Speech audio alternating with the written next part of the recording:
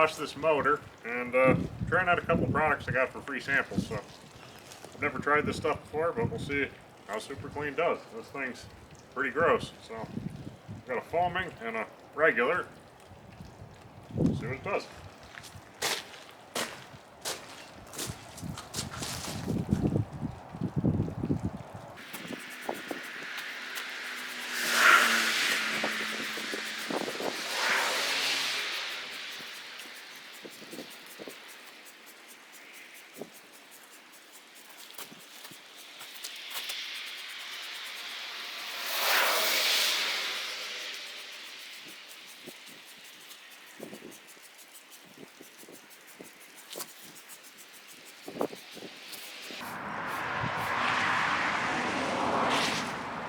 Try the other one.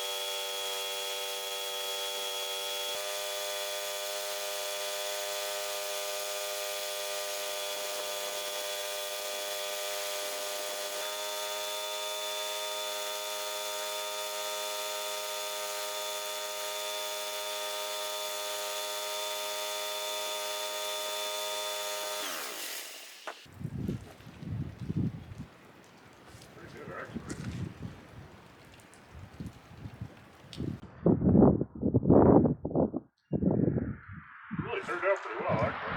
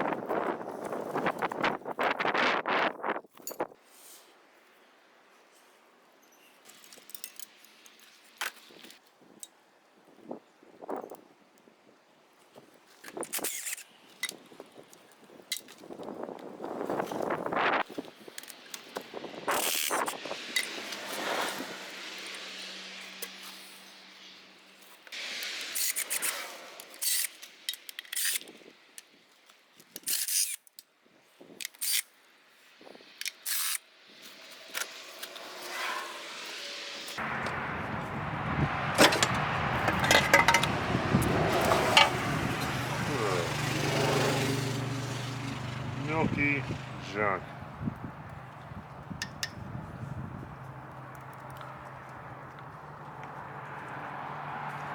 Gross. There's a nice valve gasket. Multi-piece. Yeah. Styling.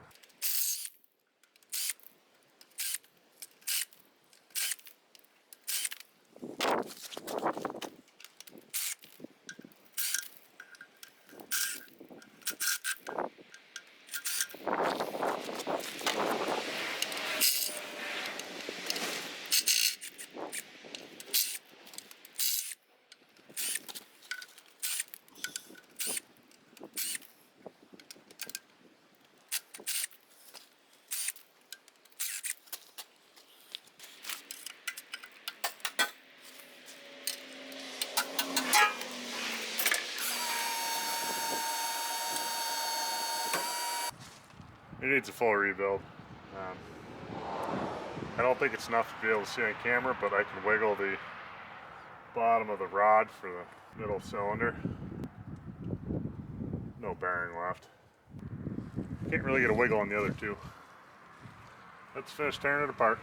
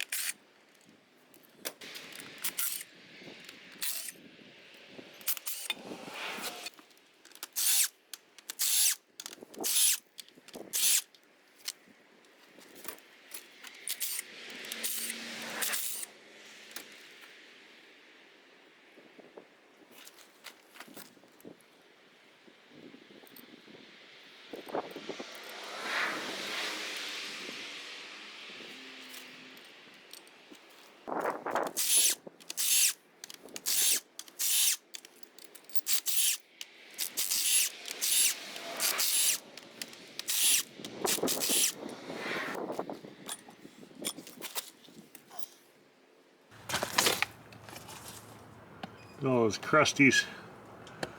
This cylinder's sort of rusty. Got a bunch of rust in there. Head gasket looks generally okay, which means it's probably a leaking liner that put all that coolant down the oil. This one's a little scored. It's not horrible.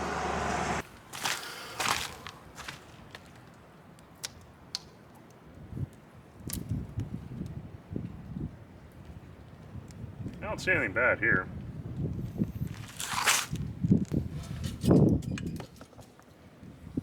Ooh, all scored up. Needs a full rebuild. Oh,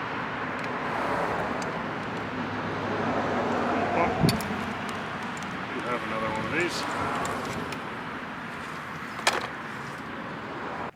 This was fun to change out on the machine.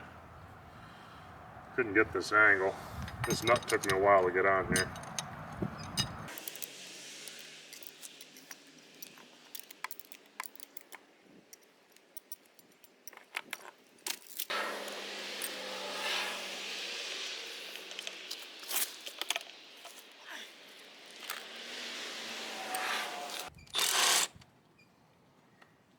I hate strip bolts.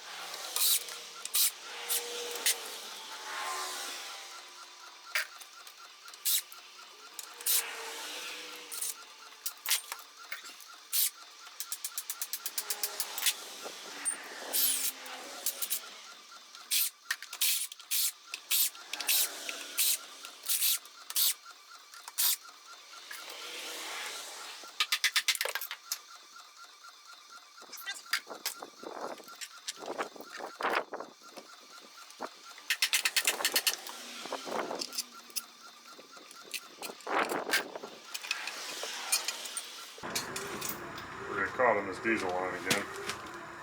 Take it off. So these torsion isolators are a known problem on these 350s. Shouldn't be loose. This one is. These springs are supposed to be tight. There's friction material in the back. The idea is that when it takes off, it's a little spring cushion. But this one's pretty screwed. The splines aren't very good. And this isn't tight on there. We'll see what we have when I open it up, but we're looking into some options. Supposedly you can switch this to the style they used in the 350D, which was a big rubber isolator. I found the isolators, but you need a different flywheel, and I have not found a flywheel yet. Those isolators are $1,500. Or the 1010 dozer had what looked to be a clutch center, just the springs to cushion everything. And I need to do some more checking, but I think this spline, the one I've got here, is pretty worn out. I'll have to see what's on the reverser itself. But this looks like I might be able to find a clutch disc and machine everything, put the clutch disc on here and use that torsion isolator. Because this is a pretty small motor, so we might do that just as a cheap solution.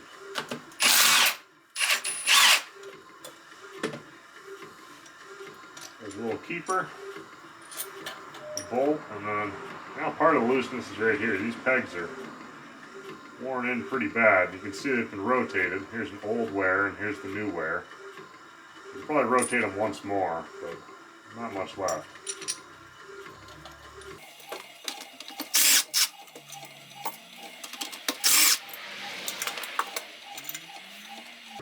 Also, when these springs break, they lock everything up. This is not a good setup.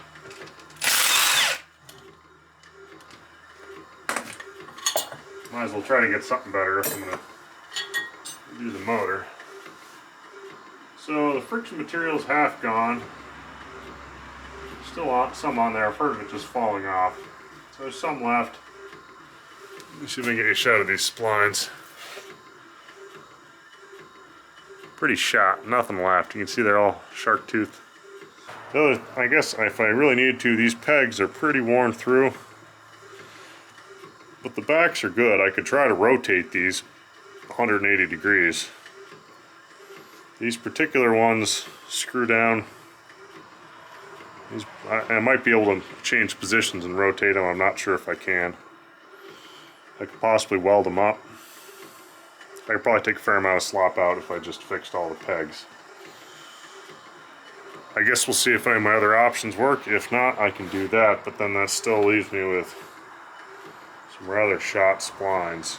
I mean, there's a little left. It worked for a while, but it's going to fail catastrophically, and even if I'm going to sell it, I don't like leaving someone with something that's going to fail. That's just, you know, what you call it, bad karma or whatever you want to call it, but it's not a good habit.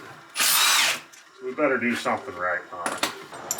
So I'll do some more research. We'll figure something else out there, but we're going to keep taking this motor apart because this doesn't matter if the motor doesn't work. I'd like to get this down to the machine shop. I know they said they had at least a 2-week lead time for the head. It felt like the rod had some pretty good play in it, so I might need to get those redone too.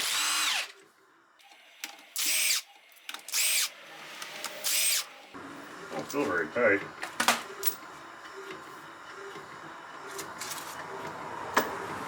You can smash a finger on it. These are heavy.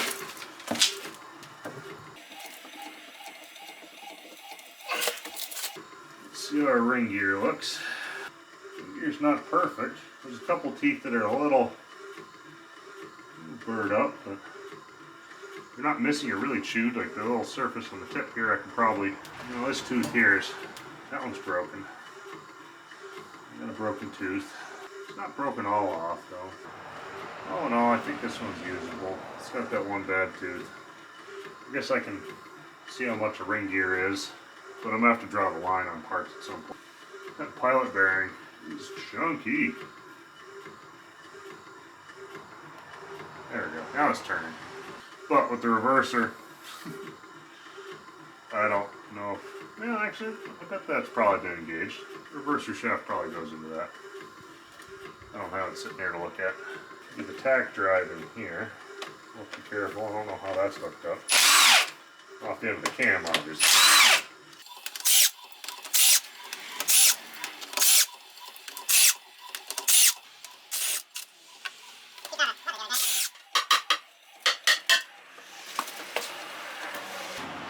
Here's our tachometer drive.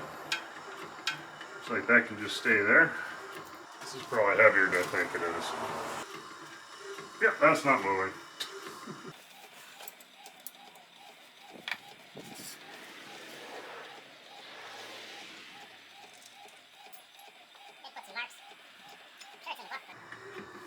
Must have run out of oil at some point. Check this out. These bearings are shot. So hopefully I can get those new bearings in the kit. Not much left of that.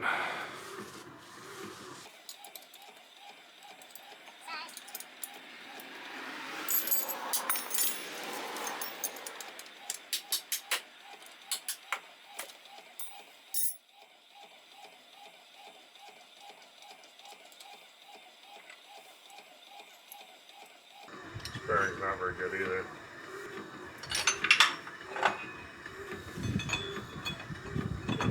This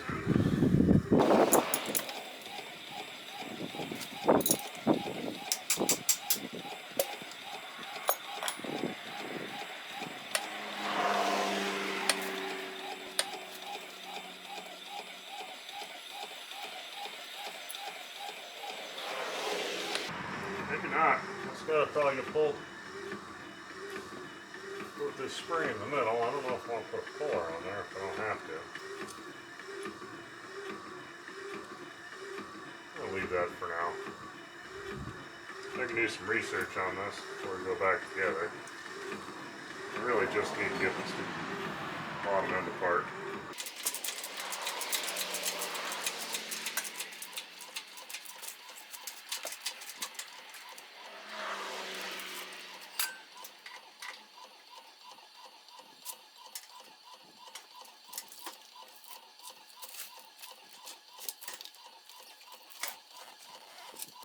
Ooh, it's oozing grossness on my puller.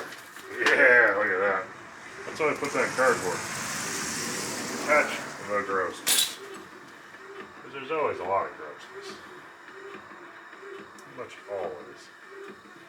Almost ready to be an engineer. Pretty sure I wasn't ever going to do the fun part of the project. Actually putting your hands on it. Design's all cool as long as you get to build it. If you don't get to build your design, I'll pass. I'd like to build some designs.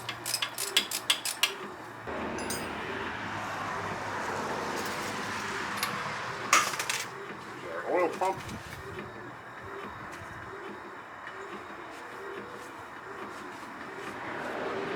Gear pump, that pumps some bad oil, I can see that. Gear pump's apart, look at that. Chunks of bearing, copper, all sorts of grossness. I have to say, someone ran this baby out of oil. Gear's purple, that's usually not a good sign.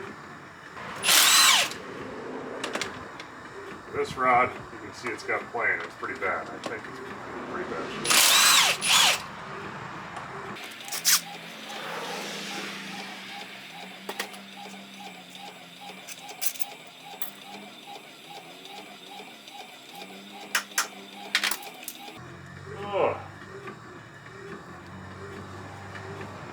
Well,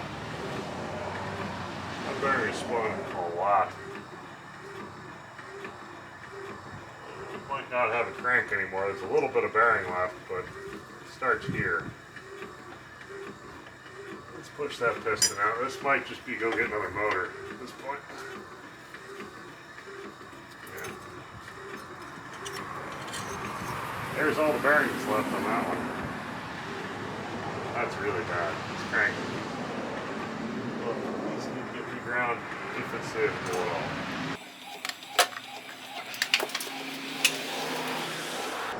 See, these piston rings are pretty stuck.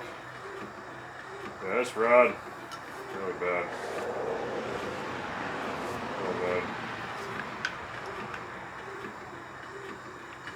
I'll take it down to the shop, but I have a feeling not much reason to bring it down. Marked, been rebuilt before. Number 1 out. Let's get behind door number 1. Hopefully not that bad.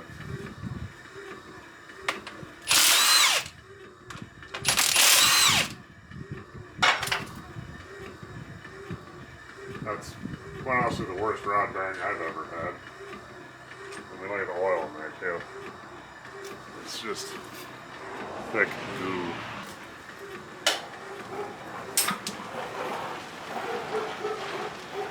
Ah! That one's got a little streak in it, but the bearing's there.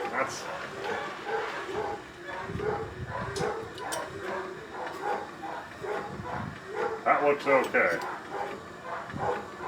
Levite 77. Standard bearing size. That means I probably can get this crank on ground. I bet they'll be 20 over to get that right. But if it hasn't been ground yet, it might be savable. That is very good.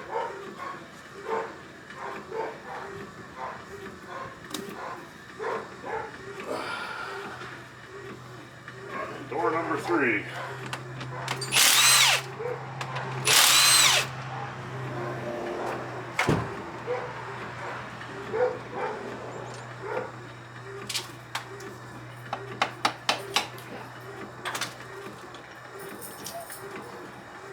Like number 1, a couple scratches, but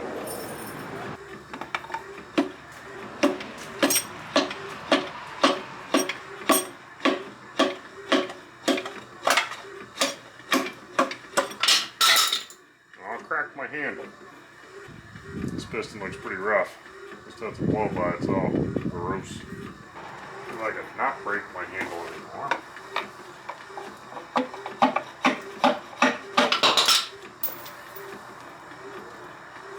This piston also looks pretty lousy.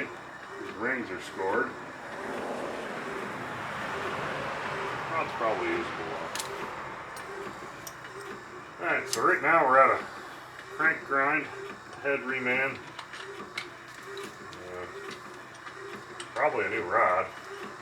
I battled a lot, but I got the oil pump off without breaking it. Looks usable. Pull the main caps, get the crank out.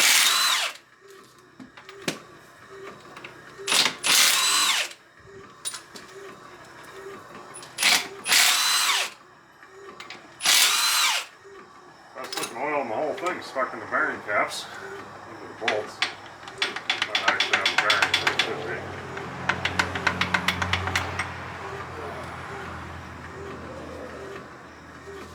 Well, that's pretty well wiped out. I don't see any marks on these either. I'm stacking carefully.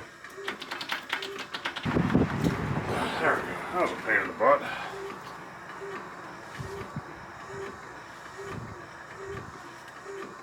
Yeah, you can see it's wiped different layers.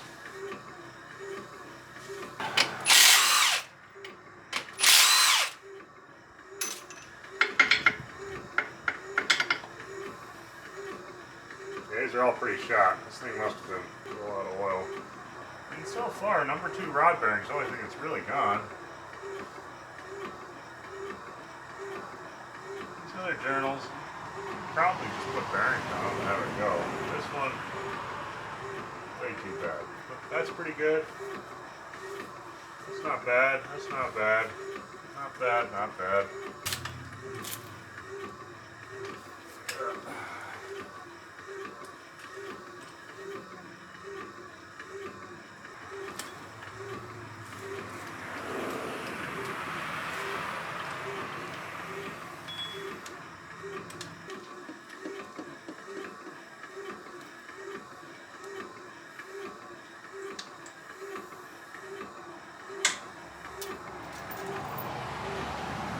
Cash lifters.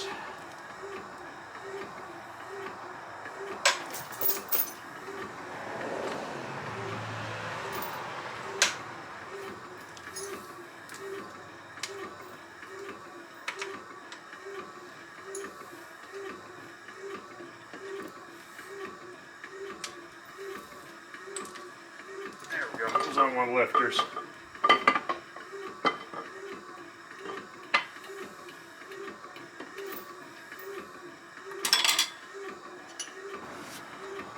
This bearing journal isn't the best, but pretty smooth. These lobes aren't really flattened. I think I'll just run this one. Take out 4 big screws, and it looks like an Allen head. Probably also hold it down. Hopefully this plate will come off, and then I'll be able to get this crank out. Oh, grab a drag link.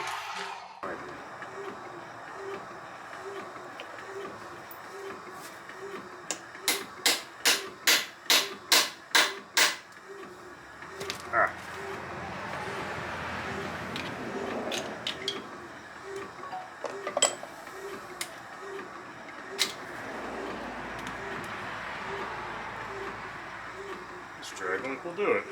Luckily, it's getting dust on everything. Okay, cleaned anyway, but it's just more of a pain in the butt. It's got lots of debris.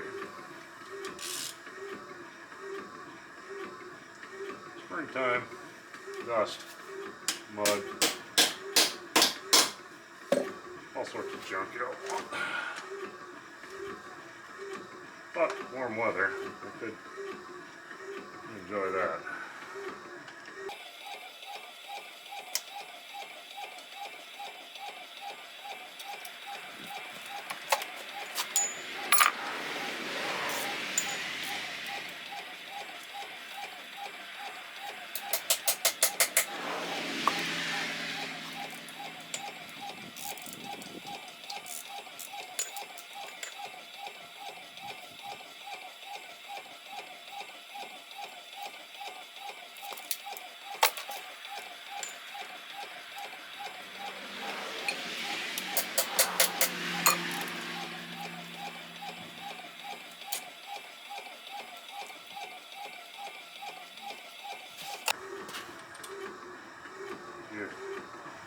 Not the tightest fit. I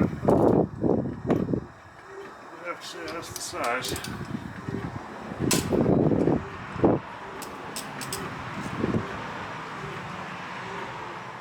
Weird bolt. Yeah, a lot of when they use bolts, you know you can never replace them. They usually screw them up.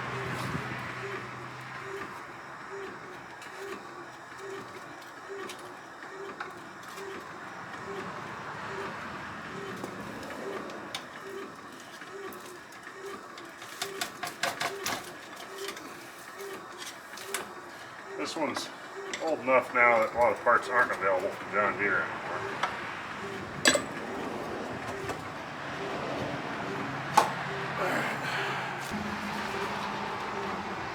Now I get this cap off. Doesn't look particularly great. And out comes the crank. But something's okay in this engine, the block. But we'll get new sleeves. It's a pretty shot. So it's okay. I'm just going to thread them in so they don't get out of order. You can see the bottom half usually gets more hammered than the top half. You set together like that so you can see the copper showing. But these are pretty smoked. This engine's not a happy engine, but if you look at the back, there's no streaks, they haven't spun. You can still read the markings, and they say 592 STD. If they say standard STD, that means it hasn't been ground. That's a standard crank diameter. Otherwise, they'll often say a 10 or a 20 or maybe even a 30, which shows how many thousandths undersized the crank is, which puts a thicker bearing in to take up for it. And they'll do that, like we'll have to do that in this crank because it's really badly worn, where this bearing was, because that's not even a whole bearing, that's part of a half, and that thing's been chewed up, the back of it's chewed, it went round and round. That destroyed that crank journal, but because it's at standard diameter, or was, there might be enough meat left. Can't guarantee it, but there might be enough to grind it undersized and put a thicker bearing in and reuse it. I'm hoping. We'll take it in and see what they say. And the rods, I don't know if that can be resized. These probably aren't super expensive rods. To find a used one. 20,007, I guess. AC. So I'll have to see if I can find. I'll look for another one of these. If I can probably find one of these for $100 or less, I bet. And the pistons, well, they're pretty smoked.